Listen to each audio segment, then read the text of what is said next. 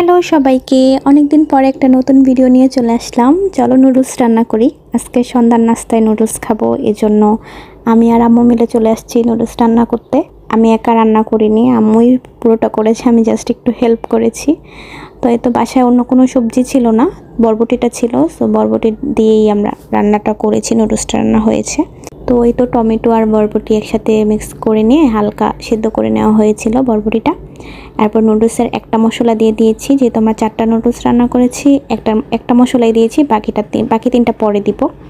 তো এই তো টমেটো সস আর হালকা সয়া সসও দিয়ে নিলাম। এখন ডিম দিয়ে ভালোভাবে ডিমটাকে ঝুড়া করে এটার সাথে ভালোভাবে মিশিয়ে নুডলসটা দিয়ে দেব। এখন জাস্ট মিক্স করলেই হয়ে গেল। আসলে এই নাস্তাটা আমার মনে হয় খুবই সহজ একটা নাস্তা, সুন্দরভাবে তৈরি হয়ে গেল। আর আমি সন্ধ্যার জন্য অপেক্ষা করিনি একদমই, আমি এর আগেই বসে পড়েছি খেতে, কখন টেস্ট করব। তো খুবই মজা হয়েছে, তোমরাও বাসায় ট্রাই করতে পারো এভাবে, খুবই মজা লাগবে। ধন্যবাদ সবাইকে।